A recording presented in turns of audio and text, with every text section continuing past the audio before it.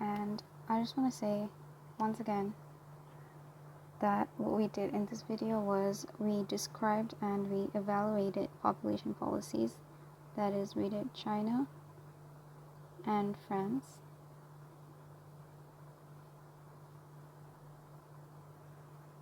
And if I'm just to go over it, population policy is the measures taken by a government at influencing population size. So if a government wants to increase population and they put out some strategies to increase it, then it is a population policy. And if they want to decrease it and they put out strategies to decrease it, it's also a population policy. Now, there are two types of population policies. The first one is a pro-natalist policy. It is when an increase in a population is encouraged.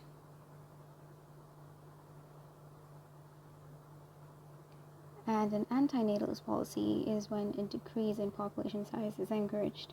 So an easy way to remember this is pro and increase and anti and decrease. Now let's talk about China's one-child policy. So this is sort of the checklist that you need to have in your mind when you're going through the exam, or right when you get your question paper. You can just put it in the corner of the page and erase it once you're done. So why did China want a one-child policy? Why did they want to reduce their population? So, China has a history of encouraging population growth, and this is because at one point they wanted a lot of birds because they were pursuing industrialization and modernization. They had around 600 million people by 1956, and at around the end of the early 90s, towards the end of the decade, they realized the government felt the impact of the overpopulation, and so this very controversial one-child policy was implemented. And here's how it is done. So to encourage this, the government gave free education to children, access to healthcare, 5 to 10% salary raise. And you can obviously include other reasons, but I think just about 3 is enough. 5 would be optimum. It would be very great. You could say that some taxes were exempt and things like that. So that would cover the how it's done part. Now let's talk about the effects. So the policy had both good and bad effects. Good in the sense that the policy worked. So what happened was the population rate did decrease. The fertility rate went down from 5.2 births per woman to 1.57 births per woman. And the bad effects is that there's favoritism towards male children, right? So a lot of when a female child was born, she was either neglected, she was sent to orphanages, or she was left homeless, right? So she was deliberately neglected, or even before she was born, there was abortion. So there was a significant percentage of female children that were being aborted during this time period. And because of this abortion, because more male children were being born, there was an imbalanced gender ratio. So there was 119 boys to 100 girls. And lastly, there is an aging population. So it decreases the amount of people who are economically active. And what it does is, usually they call this the 4-to-1 problem, in which one adult child is left to take care of 2 parents and 4 grandparents because of the aging population thing, right? So this is also a good way to this is a good effect. I think it's quite easy to remember the 4-to-1 problem. It's actually 4-to-1, but I just explained it this way so it's easier to remember. So you can also mention that. And so that's it for the antinatalist policy. So it's important that you use statistics in your answer.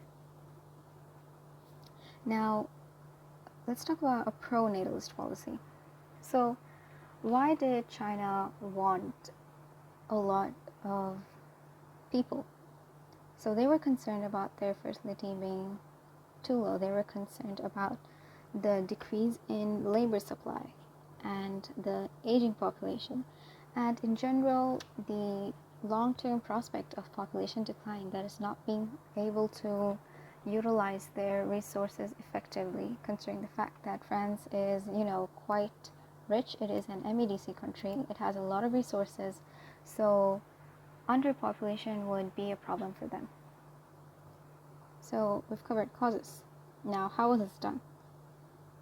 So in 1939, this policy called, I'm not going to say it because I don't know how to pronounce it. So this population over here, this one was implemented. 1939, sorry, I think I said 1936.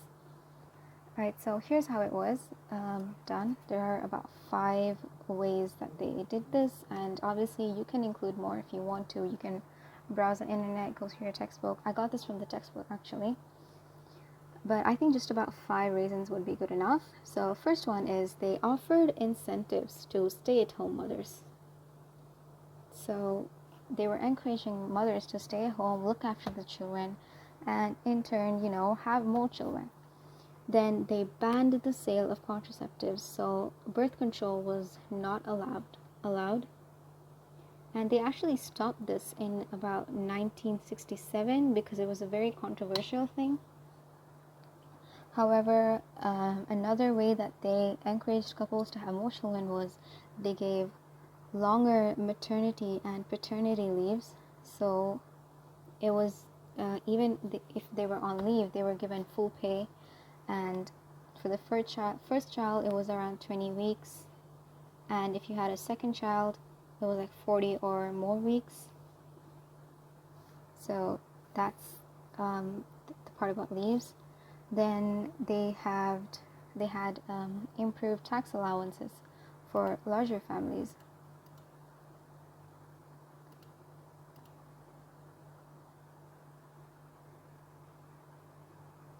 So if you had more children, then you had less tax to pay, things like that. And as well as you were given a 30% discount, a reduction, if you were to use any public transport service if you had 3 children. So these are the 5 strategies that were implemented, and you can also talk about more. For example, there was government subsidized daycare for children under the age of 3. So the government would pay for the daycare and they would take care of the children. You could just go to work.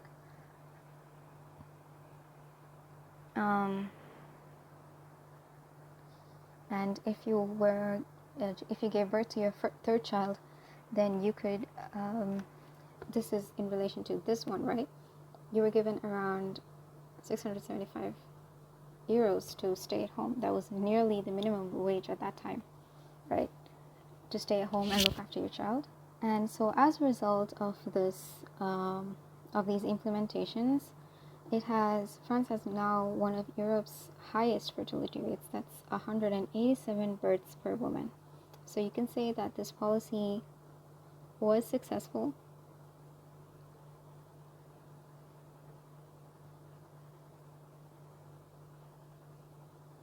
And when you look at it, you've also covered all these points, and with these notes you can get a full 7 marks.